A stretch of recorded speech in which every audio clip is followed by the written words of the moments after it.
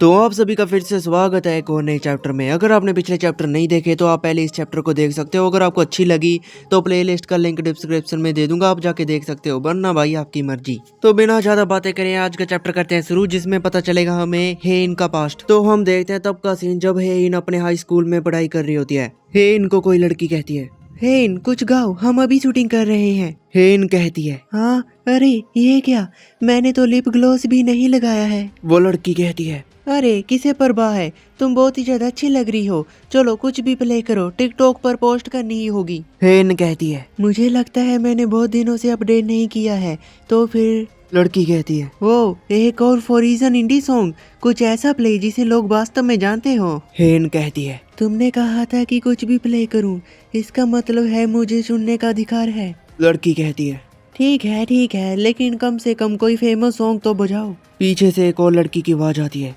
वो बहुत प्यारी है। हेन कहती है, एक फेमस सॉन्ग, मुझे पता है। ठीक है अब शुरू करते हैं। इसके बाद हेन फॉरीजन इंडी सॉन्ग को ही बजाने लग जाती है और साथ ही साथ अपना गिटार भी प्ले करने लग जाती है। हेन को गिटार बजाते हुए रिकॉर्ड किया जा रहा होता है और वो लड़कियां रिकॉर्ड कर रही होती हैं इसको। हम देखते हैं सामने की तरफ 3 लड़कियां खड़ी होती हैं, जिनका भाई शक्ल तो हमें अच्छे से नहीं दिखाया गया। हेन अपना मस्त होकर गाना गा रही होती है और वो तीनों लड़कियां इसको रिकॉर्ड कर रही होती हैं। और अब हम देखते हैं प्रेजेंट की हेन को, जो अभी ये सभी बातें जियो को बता रही होती है। जियो कहता है, क्या हेन तुम्हारे साथ धोखा हुआ था? हेन कहती है, हाई स्कूल के टाइम में मेरे कुछ दोस्त थे जिनके साथ मेरी बहुत जल्दी अच्छी दोस्ती हो गई थी, लेकिन उन लोगों ने।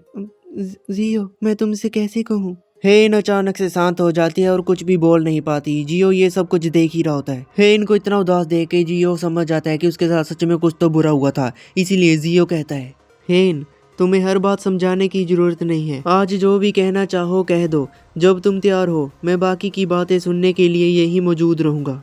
हेन हैरानी भरी नजरों से जियो की तरफ देखने लग जाती है। फिर हेन बताना शुरू कर देती है आखिर उसके साथ हुआ क्या था। शुरू में वो मेरे लिए बहुत काइंड थे, भले ही हमारी मुलाकात अभी अभी हुई थी। उन्होंने मुझे पूरा सपोर्ट किया जब मैंने उन्हें बताया कि मैं गिटार बजाती हूँ और मैं म्यूजिक स्टडी करना चाहती हूँ। मुझे सच में लगा था कि वो मेरे साथ है। उन्हें विश्वास था कि मैं अपने सपने को पूरा कर सकती हूँ, क्योंकि वो हमेशा सुनते थे और जब मैं उनके लिए म्यूजिक प्ले करती तो वो मेरा हौसला बढ़ाते थे। लेकिन नतीजा ये निकला कि ये सब फेक था। तो यहाँ पर हमें फिर से वही पैनल दिखाए गए हैं जो हमें कुछ चैप्टर पहले दिखाया गया था, जहाँ पर हेन फिर से अकेली खड़ी होती है और वो तीनों लड़कियां अपने आपस में बात कर रही होती हैं।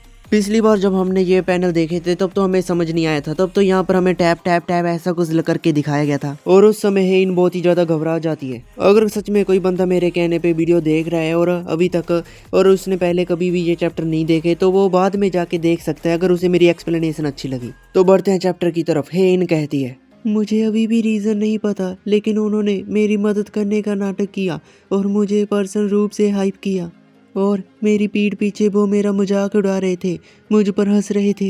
यहाँ पर आप देख भी सकते हो, यहाँ पर भाई बहुत ही ज़्यादा गंदे गंदे कमेंट किए होते हैं उन लोगों ने। तो भाई बेचारी हेन के दिल पे क्या बीता होगा मैं समझ सकता हूँ। हेन कहती है, और मुझे बहुत कुछ गलत कहा जा रहा था। कुछ लोगों ने तो ऐसा भी कमेंट किया कि अगली बार मैं बिना कुछ पहने गिटार बजाऊं। उन्होंने कहा कि सॉन्ग के पीछे भागने के लिए मैं भ्रम में जी रही थी, मुझ में कोई भी टैलेंट ही नहीं है। हेन की ऐसी बातें सुन के जियो बहुत ही ज्यादा हैरान हो जाता है कि उसके साथ क्या कुछ हुआ। हेन कहती है, तब से मैं कभी कभी नेगेटिव थॉट्स में उलझ जाती हूँ। मैं किसी से मिलूंगी और सोचूंगी वो मेरे बारे में असल में सोच क्या रहे हैं। अगर वो मुझे जज कर रहे हैं तो क्या होगा, क्या वो मेरी पीठ पीछे बातें कर रहे हैं। हेन अपने मन में सोचती है, और यही रीजन है कि मुझे ये बताने में डर लग रहा है कि मैं ही लॉन्ग आफ्टरनून हूँ।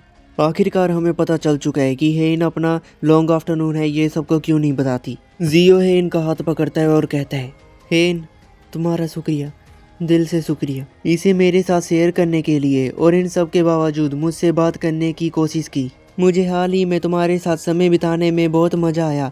मुझे लॉन्ग आफ्टरनून के बारे में बात करना बहुत पसंद है और म्यूज़िक के बारे में तुम्हारे थॉट्स सुनना। इतनी हिम्मत दिखाने के लिए थैंक्स, मैं सच बोल रहा हूँ, रियली। हेन फिर से हैरानी भरी नज़रों से जियो की तरफ देखने लग जाती है और फिर अपने मन में सोचती है, जियोन तुम सच में पागल हो।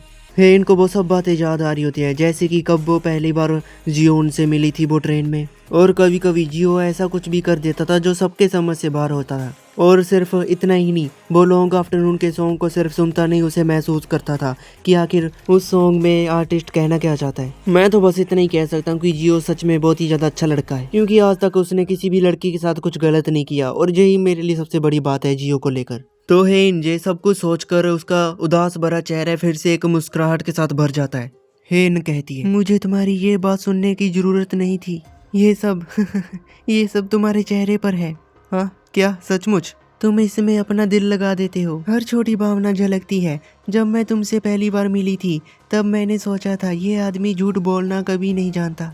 क्या सच में? मुझे लगा था कि मेरा चेहरा भावहीन है। मैं सच कह रहा हूँ, मिस ओ ने तो मुझसे ये भी कहा था कि मैं कभी कभी कस्टमर के साथ रूखा व्यवहार करता हूँ। क्या तुम्हें यकीन है कि ऐसा इसीलिए नहीं था क्योंकि तुम काम नहीं करना चाहते थे?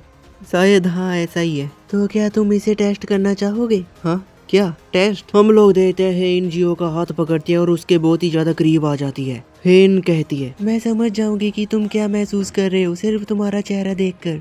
जियो बहुत ही ज्यादा हैरान हो जाता है कि हेन करना क्या चाहती है। हेन बहुत ही ज्यादा करीब होती है जियो के, लेकिन जियो का चेहरा देखो। जियो अपने मन में सोचता है, अरे नहीं, रुको रुको, ये खतरनाक हो सकता है, वो बहुत ही ज्यादा करीब है और उसकी चेस्ट सचमुच मेरे आर्म को छू रही है। अरे नहीं, मैं क्या करूं अब? अरे इधर उधर मत देखो, टेस्ट के लिए मुझे तुम्हारा चेहरा देखना होगा। चलो भी, कम ऑन। हेन ये सब कुछ कह ही रही होती है, लेकिन ये बहुत ही ज्यादा हैरान हो जाती है। हेन कहती है, रुको, ये क्या है? क्या ये वही है? हेन शर्म के मारे लाल हो जाती है, क्योंकि जो इसने देखा है वो मैं आपको बता नहीं सकता, बाकी समझने वाले को तो इशारा कॉफी। ओह ठीक है, ह्योनसुंग को अब तक यहाँ आ जाना चाहिए था, मैं नीचे देख कर आती हूँ। जियो बहुत ही ज्यादा हैरान हो जाता है कि हेन को आखिर हुआ क्या। हेन अपना कोट भी पहन लेती है। जाते जाते हेन कहती है, कम से कम मुझे ये तो पता है, एक बात तो पक्की है, तुम वाकई ईमानदार हो, है ना? इसके बाद हेन जहाँ से चली जाती है। जियो सोचता है, हाँ तुम्हारा मतलब क्या है? आखिर उसे अचानक क्या हुआ? फिर जियो को कुछ ऐसा एहसास होता है जो उसे कुछ समय पहले हो जाना चाहिए था। जिन लोगों को पहले समझ नहीं आया कि आखिर यहाँ पर हुआ क्या था, तो अब तो उन्हें भी समझ आ चुका होगा। जियो नीचे की तरफ देखता है और उसे पता चल जाता है कि हेन का यहाँ से चले जाने का रीजन क्या था। जियो चिल्ला कर कहता है, नहीं नहीं नहीं, बिल्कुल नहीं, ऐसा नहीं हो सकता। क्या आज ही मैंने ढीली पैंट पहनी थी? अरे यार, उसने जरूर देखा था। दूसरी तरफ हम देखते हैं हेन बार अकेली खड़ी होती है और सोच रही होती है अपने मन में, हमने तो बस एक दूसरे का हाथ पकड़ा था और सच में ऐसा हुआ तो इस मानवा में कभी भी कुछ हो सकता है। तो यहाँ से सीन शिफ्ट होता है और हम देखते हैं ह्योनसुंग यहाँ पर गाड़ी लेकर आ चुका होता है। जियो चुपचाप शांति से बैठा होता है, लेकिन जब बैठना चाहिए था तब इसका बैठा नहीं। और दूसरी तरफ हेन भी बहुत ही ज्यादा शांत होती है, लेकिन अगर ये पहले शांत होती तो ऐसा सीन होता ही नहीं। तो मैं कुछ भी बोले जा रहा हूँ। ह्योनसुंग कहता है, अरे इतनी खामोशी क्यों है? क्या तुम दोनों ने फिर से झगड़ा कर लिया? नहीं नहीं, कुछ भी ऐसा नहीं हुआ ह्योनसुंग। वैसे ये कार किसकी है? ये कार डोंग चियोल की है। वो एक बार चलाता है, इसीलिए वो हमेशा देर रात तक जागता रहता है। ओह, वो जो बांस बजाता था? हाँ हाँ। सामान ढोने के लिए ये कार एकदम सही है, हमें इसे गर्मियों में फिर से उधार लेना चाहिए। रॉक फेस्ट के लिए नहीं, उसके लिए शायद हमें किराए पर कार लेनी पड़ेगी। डोंग चियोल को इसे इस्तेमाल करने के लिए पैसे क्यों नहीं दे देते? क्योंकि इंश्योरेंस कंपनी से निपटना झंझट भरा होगा। जियो उन, क्या यही नाम था, है ना? हाँ, ओ हाँ, मेरा यही नाम है। तो ठीक है जियो उन, क्या इस गर्मियों में तुम्हारा कोई प्लान है? हाँ नहीं, अभी तक तो कुछ नहीं है। तो फिर तुम हमारे साथ रॉक फेस्ट में क्यों नहीं चलते? मेरे पास 3 एक्स्ट्रा गेस्ट पासेस हैं। रॉक फेस्ट, वो क्या होता है? एक रॉक फेस्टिवल, ये 3 दिन का म्यूजिक इवेंट होता है जिसमें दुनिया भर के बैंड हिस्सा लेंगे। यहाँ लाइव परफॉर्मेंस, कैंपिंग, ड्रिंक्स, खाना पीना सब कुछ है। कुल मिलाकर ये एक बड़ी आउटडोर पार्टी है। इस साल ह्योनसुंग का स्टाफ वहाँ है, इसीलिए मैं भी चलने का प्लान बना रही थी। तो जियो, अगर तुम इसके लिए तैयार हो तो मुझे कभी भी बता देना। ठीक है, अब तैयारी का समय हो गया है। माहौल बनाने के लिए कैसबिन का म्यूजिक कैसा रहेगा? नहीं, अरे हमें एक कोरियन बैंड से शुरुआत करनी चाहिए। उन्होंने पिछले साल परफॉर्म किया था, मैंने उन्हें पहले ही बहुत बार सुन लिया है। खैर, मैं भी कैसबियन से तंग आ गई हूँ, इसके बजाय ग्रीन सनसेट कैसा रहेगा? यह तो बहुत ही बढ़िया रहेगा। हेन और उसके अंकल अपने आपस में बात करते रहते हैं। जियो अपने मन में सोचता है, क्या उन्होंने कहा था गर्मियों की छुट्टियों का प्लान, है ना? मैं शायद जॉब एप्लीकेशन तैयार करने में बिजी रहूँगा, लेकिन अब अचानक मेरा जाने का मन कर रहा है उस रॉक फेस्टिवल के लिए। तो भाई लोगों, यहीं पर ये चैप्टर हो जाता है ख़त्म। और अगर आपने यहाँ तक वीडियो देखी आप सभी का शुक्रिया। और अगर कोई पहली बार ये वीडियो देख रहा है तो अगर उसे ये चैप्टर अच्छा लगा और उसने ये सीरीज़ देखनी है तो मैं लिंक डिस्क्रिप्शन में दे दूंगा प्लेलिस्ट का, वो वहाँ पर जाके देख सकते हैं। तो मिलते हैं हम नेक्स्ट वीडियो में, अपना ख्याल रखना, तब तक के लिए गुड बाय।